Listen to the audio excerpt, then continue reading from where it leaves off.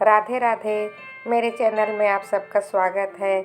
आइए आज हम धर्मवीर भारती का उपन्यास गुनाहों का देवता का पार्ट 14 सुनते हैं। पिछले भाग में हमने सुना कि सुधा की शादी हो गई है और वह घर से विदा हो गई। अब आगे चंदर को हफ्ते भर तक होश नहीं। उसे एक नशा था जिसके बल पर वह मशीन की तरह काम करता गया। शादी के बाद इतनी भयंकर थकावट उसकी नसों में कसक उठी कि उसका चलना फिरना दूभर हो गया। वह अपने घर से होटल तक खाना खाने नहीं जा पाता था, बस पड़ा पड़ा सोता रहता।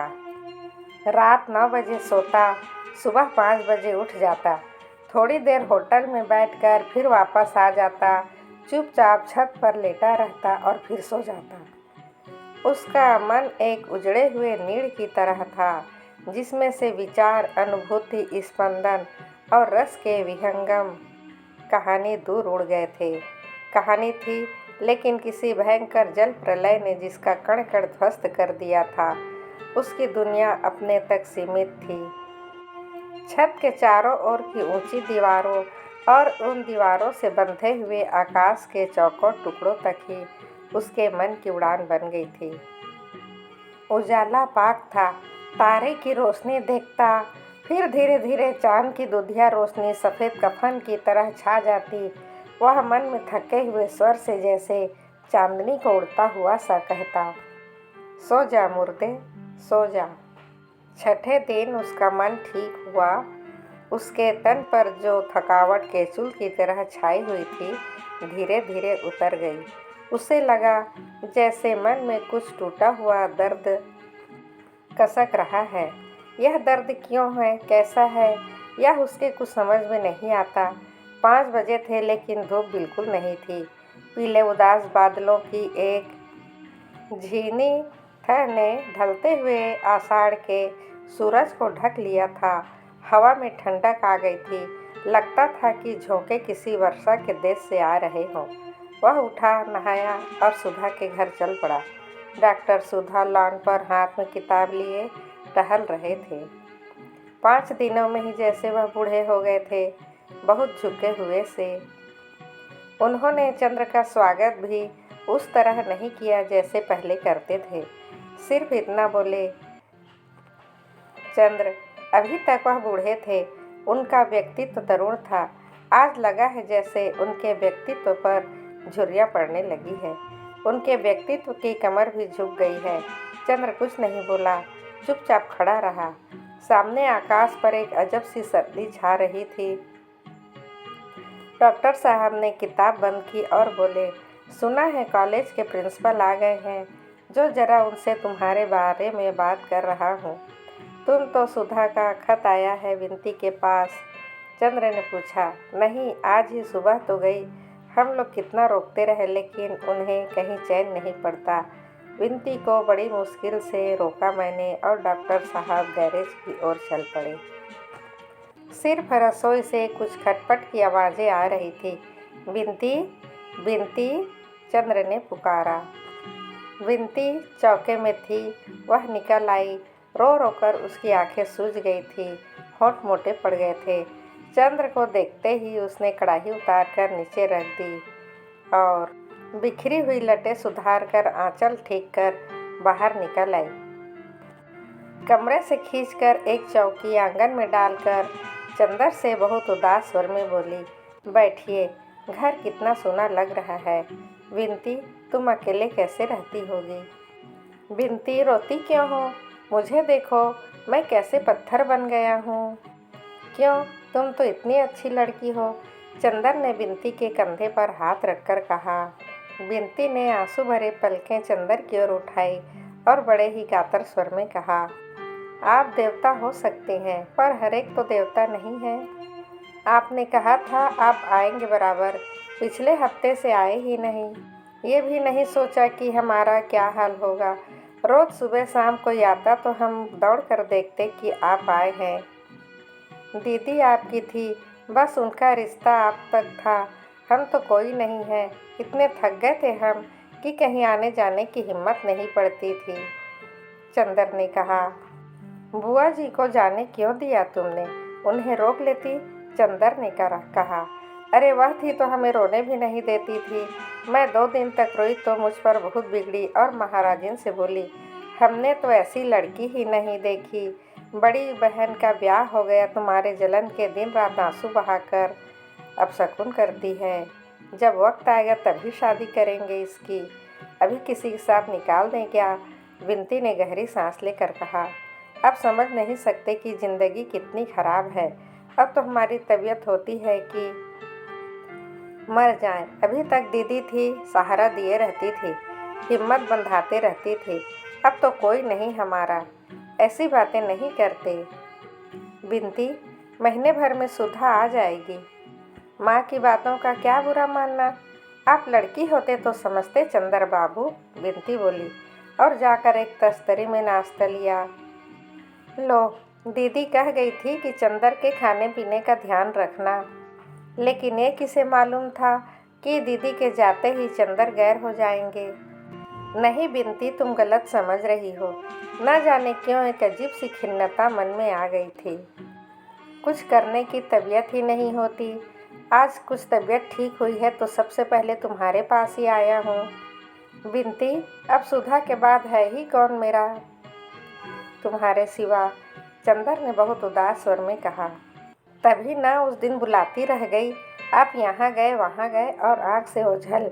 मैंने तो उसी दिन समझ लिया था कि अब पुराने चंदर बाबू बदल गए, विनती ने रोते हुए कहा। चंद्र का मन भर आया, गले में आंसू अटक रहे थे। लेकिन आदमी की जिंदगी कैसी अजीब होती है, वह रो भी नहीं सकता, माथे पर दुख की रेखा भी झलकने नहीं दे सकता। इसलिए सामने कोई ऐसा था जो खुद दुख से दुखी था। सुधा की छाती होने के नाते विनती को समझाना उसका पहला कर्तव्य था। विनती के आंसू रोकने के लिए वे खुद अपने आंसू पी गया और विनती से बोला, लो कुछ तुम दिखाओ। विनती ने मना किया तो उसने अपने हाथ से विनती को खिला दिया। विनती चुपचाप खाती रही और रह रहकर आंसू पोंछती रही। इतने में महाराजी आई। विनती ने चौके का काम समझा दिया और चंदर से बोली। विनती ने चंदर से कहा, चलो ऊपर चले। चंदर ने चारों ओर देखा। घर का सन्नाटा वैसा ही था जैसा उसके मन में एक अजीब सा सन्नाटा है। उसके मन में एक अजीब सी बात आई। सुधा के साथ कभी भी कहीं भी वह जा सकता था, लेकिन विनती के साथ छत पर अकेले जाने के लिए उसके अंतःकरण ने क्यों गवाही नहीं दी?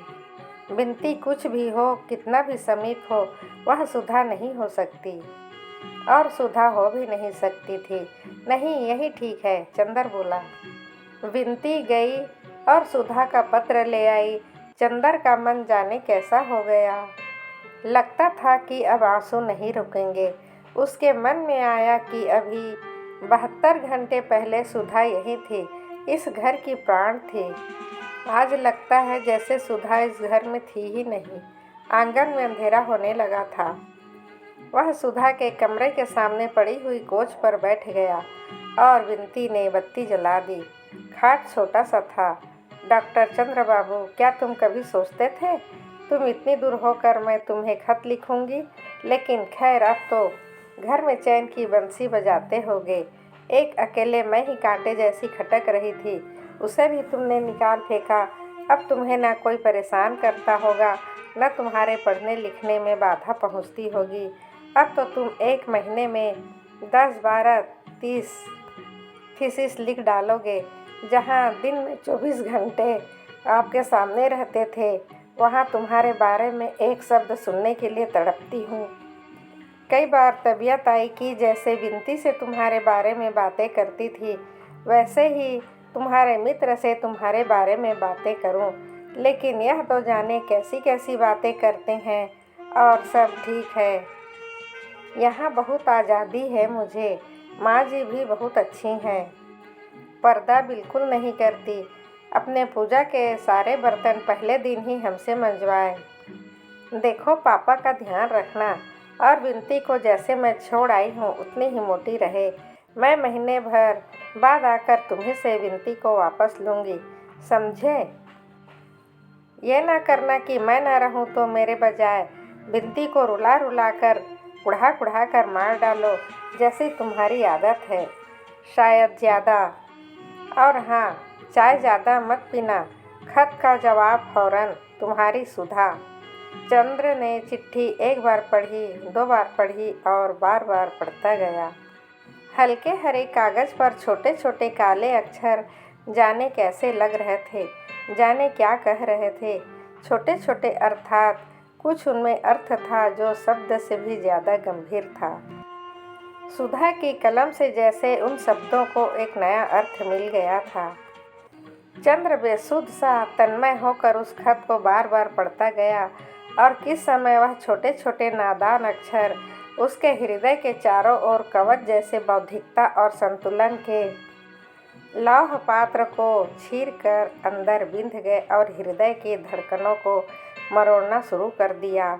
चंद्र को खुद मालूम नहीं पड़ा जब तक कि उसकी पलकों से एक गर्म आंसू खत पर नहीं टपक पड़ा, लेकिन उसने बिनती से छिपा लिया और खत मोड़कर बिनती को दे दिया। बिनती ने खत रख लिया और बोली, अब चलिए खाना खा लीजिए।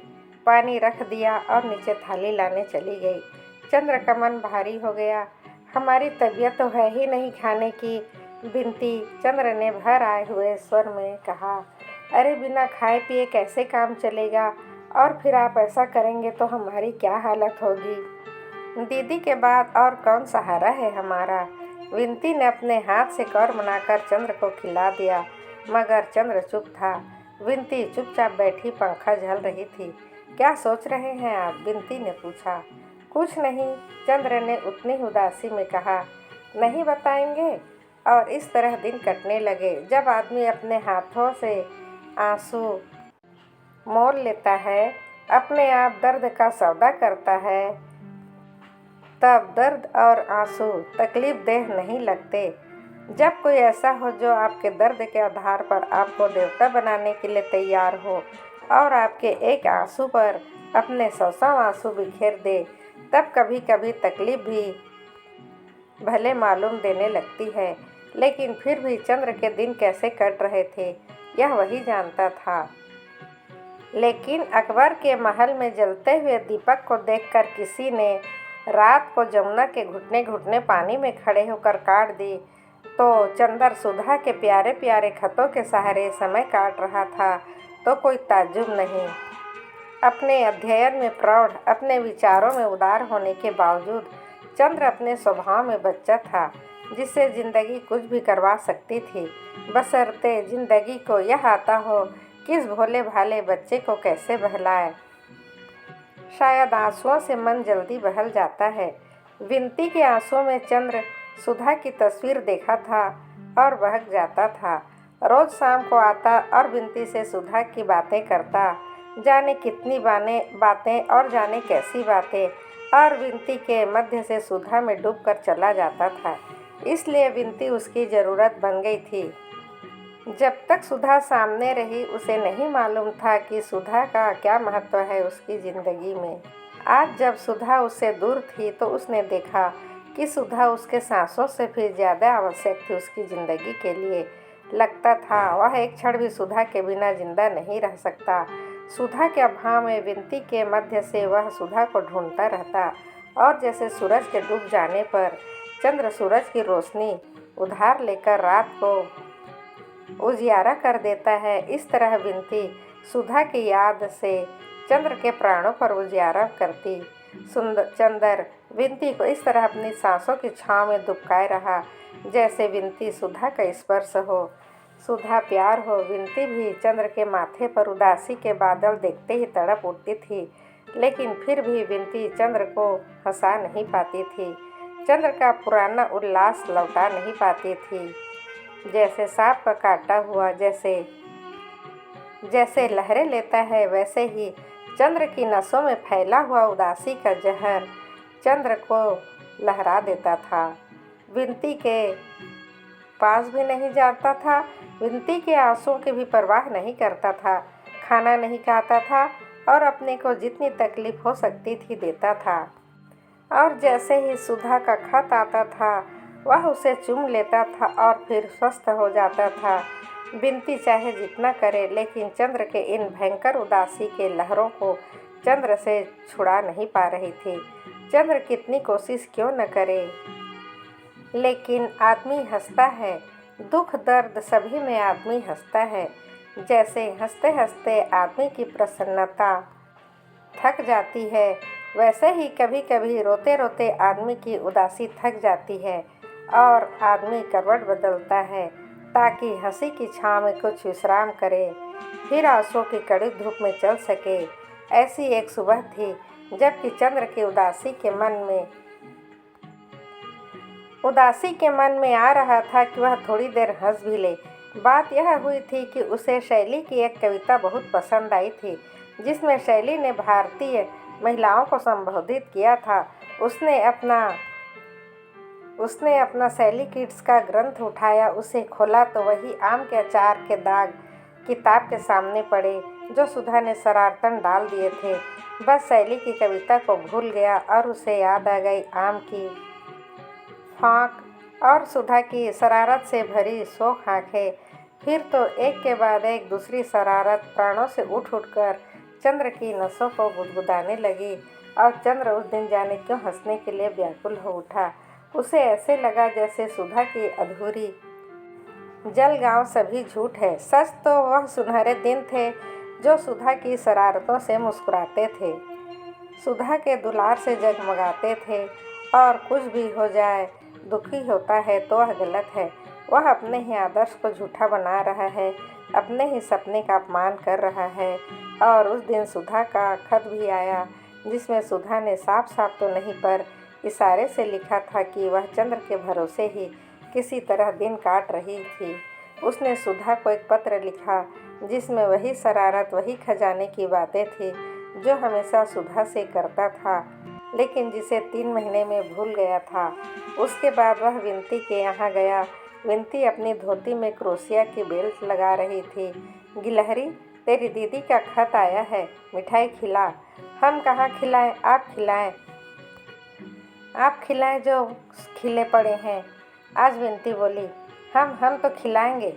यहाँ तो सुधा का नाम सुनते ही तबीयत उड़ जाती है। अरे चलिए, आपका घर मेरा देखा है, मुझे नहीं बना सकते, विनती ने आज बड़े खुश होकर कहा।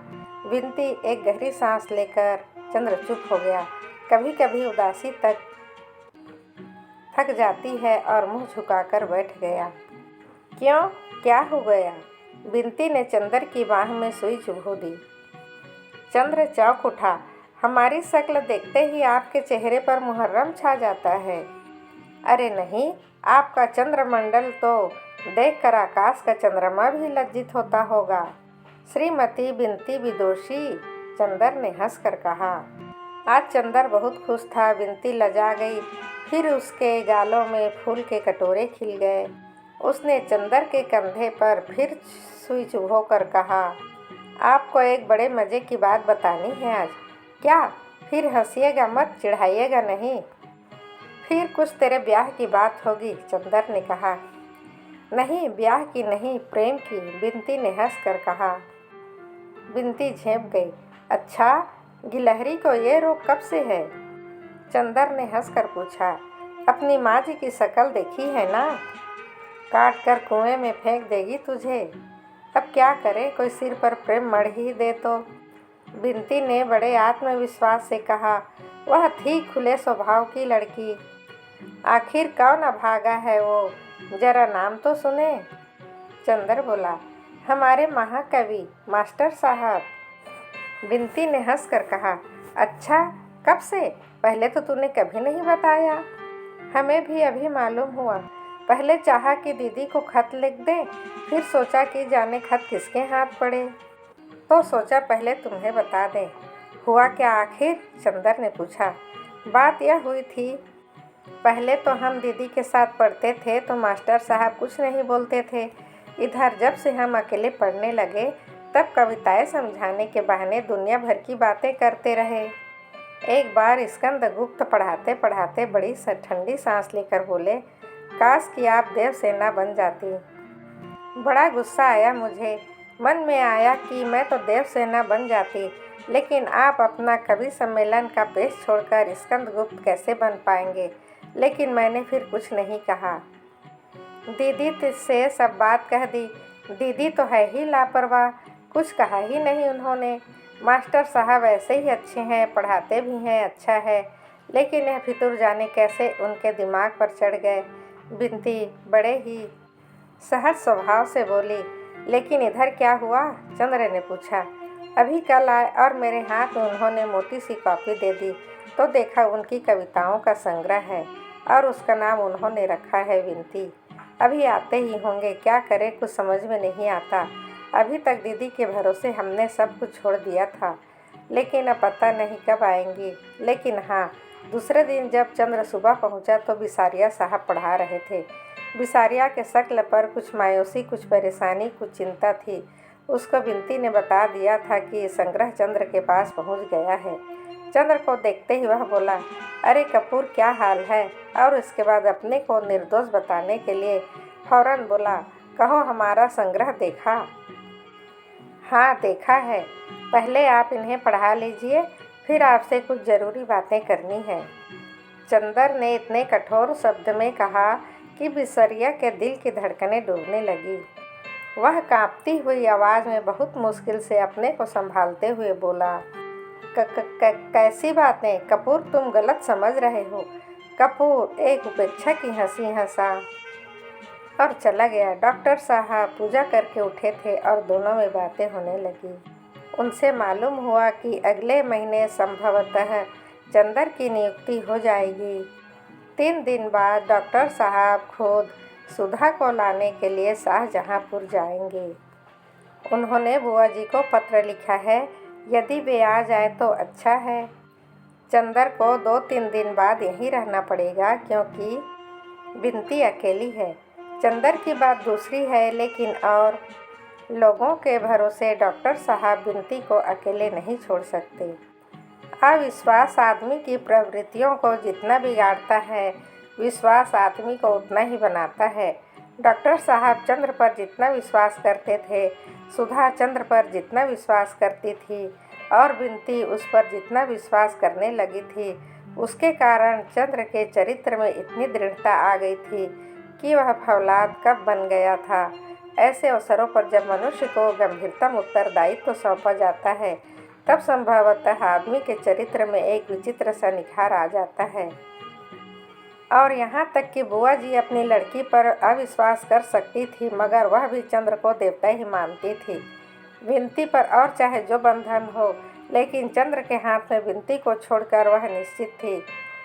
डॉक्टर साहब और चंद्र बैठे बातें कर ही रहे थे कि विनती ने आकर कहा, चलिए मास्टर साहब आपका इंतज़ार कर रहे हैं। चंद्र उठ खड़ा हुआ। रास्ते में विनती बोली, हमसे बहुत नाराज़ हैं, कहते हैं तुम्हें हम ऐसा नहीं समझते थे। चंद्र कुछ नहीं बोला। बिसारिया साहब, आपका संग्रह देखकर बहुत खुशी हुई, लेकिन मेरे मन में सिर्फ एक शंका है, यह विनती के नाम का क्या मायने हैं? बिसरिया ने अपने गले की टाई ठीक की। गर्मी में भी टाई लगाता था और दिन में नाइट कैप पहनता था। टाई ठीक कर बोला, मैं भी यही समझता था कि आपको यह गलतफहमी होगी, लेकिन वास्तविक बात यह है कि मुझे मध्यकाल की कविता बहुत पसंद है। खास तौर से उसमें विनती यानी प्रार्थना शब्द बड़ा मधुर है। मैंने संग्रह तो पहले तैयार कर लिया था। मुझे बड़ा ताज्जुब हुआ जब मैं विनती से मिला। मैंने उनसे कहा यह संग्रह भी विनती नाम का है। फिर मैंने उन्हें लाकर दिखला दिया। चंद्र मुस्कुराया और मन ही मन कहा, है बिसरिया बहुत चालाक, लेकिन वह हार नहीं मान सकता, और गंभीर होकर बैठ गया। तो यह संग्रह इस लड़की के नाम पर नहीं है? बिल्कुल नहीं। और विनती के लिए आपके मन में कोई आकर्षण नहीं? बिल्कुल नहीं। आप मुझे क्या समझते हैं? बिसरिया बोला, मैं भी कैसा आदमी हूँ, माफ़ करना बिसरिया, मैंने तुम पर शक किया। बिसरिया ये नहीं जानता था कि यह दाव पेच इतना सफल होगा। वह खुशी से फूल उठा। सहसा चंदर ने गहरी सांस ली। क्या बात है चंदर बाबू? कुछ नहीं बिसरिया, आज तक मुझे तुम्हारी प्रतिभा, तुम्हारी भावना, तुम्हारी कला पर विश्वास था, आज से उठ गया। क्यों? क्यों? क्या अगर बिंती जैसी लड़की के साथ रहकर भी तुम उसके आंतरिक सुंदरता से अपने कला को अभिसिंचित न कर सके तो तुम्हारे मन में कलात्मकता कहाँ है? यह मैं विश्वास नहीं कर पाता। तुम जानते हो मैं पुराने विचारों का संकीर्ण बड़ा बुजुर्ग तो हूँ नहीं। मैं भी भावनाओं को समझता हूँ। मैं सौंदर्य और प्यार को पाप नहीं समझता। और मुझे तो बहुत खुशी होती जानकर कि तुमने यह कविताएं बिंती पर लिखी है, उसकी प्रेरणा से लिखी है। यह मत समझना कि मुझे इससे जरा भी बुरा लगता है। यह तो कल का सत्य है। पाश्चात्य देश में तो लोग हर कवि को प्रेरणा देने वाली लड़कियों की खोज में वर्षों बिता देते हैं। उसकी कविता से ज़्यादा महत्वपूर्ण कविता के पीछे रहने वाले व्यक्तित्व को दिया जाता है। हिंदुस्तान में पता नहीं क्यों हम नई को इतना महत्वहीन समझते हैं या डरते हैं। यहाँ से इतना नैतिक साहस नहीं। तुम्हारा स्वभाव, तुम्हारी प्रतिभा किसी हालात में मुझे विदेश के किसी कवि से कम नहीं लगती। मैंने सोचा था जब तुम अपनी कविताओं के प्रेरणात्मक व्यक्तित्व का नाम घोषित करोगे तो सारी दुनिया बिंती को और हमारे परिवार को जान जाएगी। लेकिन खैर, मैंने गलत समझा था। बिंती तुम्हारी प्रेरणा बिंदु थी और चंद्र चुपचाप गंभीरता से बिसरिया के संग्रह को देखने में डूब गया। मैं बिंती में एक कविता भी नहीं लिख पाया। मेरा संग्रह अपने छपने जा रहा था तो मैंने सोचा कि इसका नाम ही क्यों न बिंती रखूं। चंद्र ने बड़ी मुश्किल से अपने हंसी रोकी। दरवाजे के पास छिपी खड़ी हुई बिंती खिलखिलाकर हंस पड़ी। चंद्र बोला, नाम तो बिंती बहुत अच्छा सोचा तुमने, लेकिन सिर्फ एक बात है, मेरे जैसे विचार के लोग सभी नहीं होते। अगर घर के और लोगों को यह मालूम हो गया, मतलब डॉक्टर साहब को, तो जाने क्या कर डालेंगे। इन लोगों को कविता और उसकी प्रेरणा का महत्व नहीं मालूम। उस हालात में अगर तुम्हारी बेइज्जती हुई तो हम कुछ नहीं बोल पाएंगे। मैं बिंती और तुम्हारे जैसा महान कभी, मेरा मतलब है जो आगे चलकर कवि होने जा रहा है, उसे डॉक्टर साहब पुलिस को सौंप दे अच्छा नहीं लगता। बिसरिया की समझ नहीं आता था वह क्या करे। थोड़ी देर तक सर खुजलाता रहा, फिर बोला, तुम्हारी क्या राय है कपूर? अगर मैं कोई दूसरा नाम रखूं तो कैसा रहेगा? बहुत अच्छा रहेगा और सुरक्षित भी। अगर तुम बदनाम हो गए और आगे तुम्हारी उन्नति के सभी मार्ग बंद हो जाएंगे। आदमी प्रेम करे मगर सोच समझकर। खैर, मैं तो इस पक्ष में हूँ। भावना को कोई नहीं समझता इस दुनिया में, कोई नहीं। हम कलाकारों की कितनी मुसीबत है। एक गहरी सांस लेकर बिसरिया बोला, लेकिन खैर, अच्छा तो कपूर, तुम्हारी क्या राय? हम क्या नाम रखें इसका? चंद्र गंभीरता से सर खुजाते हुए कुछ देर सोचता रहा, फिर बोला, तुम्हारी कविताओं में बहुत रस है।